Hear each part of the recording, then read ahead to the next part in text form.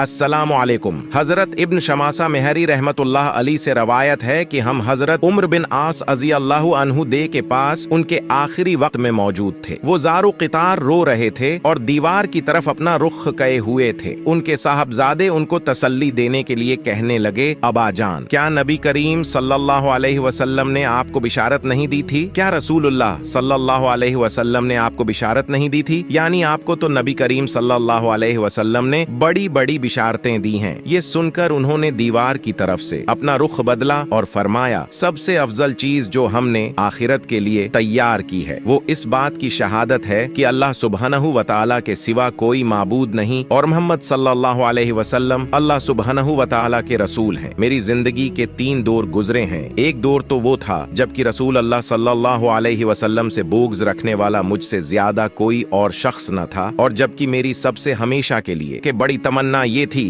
कि किसी तरह आप पर मेरा कायद चल जाए तो मैं आपको मार डालूं। ये तो मेरी जिंदगी का सबसे बदतर दौर था। अगर खुदा ख्वास्ता मैं उस हाल पर मौत हो जाए तो मैं उसे भी अपने साथ ले जाऊंगा। जती तो यकीना दोज़खी होता। उसके बाद जब अल्लाह सुब्हानहू व तआला ने मेरे दिल में इस्लाम का हक होना डाल दिया तो मैं आपके पास आया और मैंने अर्ज किया, अपना हाथ मुबारक बढ़िए ताकि मैं आपसे बियात करूं। आप सल्लल्लाहु अलैहि वसल्लम ने अपना हाथ मुबारक बढ़ा दिया। मैंने अपना हाथ पीछे खींच लिया। आपने फरमाया, उम्र है ये क्या? मैंने अर्ज किया, मैं कुछ शर्त लगाना चाहता हूँ। फरमाया, क्या शर्त लगाना चाहते हो? मैंने कहा, ये कि मेरे सब गुनाह मुआफ हो जाएं। आप सल्लल्लाहु अलैहि वसल्लम ने इरशाद फरमाया, उम्र, क्या तुम्हें खबर नहीं कि इस्लाम तो कुफ्र की जिंदगी के गुनाहों का तमाम किस्सा ही पाक कर देता है और हिजरत भी पछले तमाम गुनाह मुआफ कर देती है और हज भी पछले सब गुनाह खत्म कर देता है। ये दौर वो था जबकि आपसे ज्यादा प्यारा, आपसे ज्यादा बुजुर्ग व बरतर मेरी नजर में कोई और न था। आपकी अजमत की वजह से मेरी ये ताब न थी कि कभी आप होंगे को नजर भर कर देख सकता। अगर मुझसे आपकी सूरत मुबारक पूछी जाए तो मैं कुछ नहीं बता सकता, क्योंकि मैंने कभी पूरी तरह आपको देखा ही नहीं। काश अगर मैं उस हाल हो जाता तो मैं आपकी सूरत मुबारक देख सकता, पर मर जाता तो उम्मीद है कि जनती होता। फिर हम कुछ चीजों के मुतौली और जिम्मेदार बने और नहीं कह सकते कि हमारा हाल उन चीजों में क्या रहा। ये मेरी जिंदगी का तीसरा दौर था। अच्छा देखो, जब मेरी वफात हो जाए तो मेरे वाचक जनाजे के साथ कोई वावेला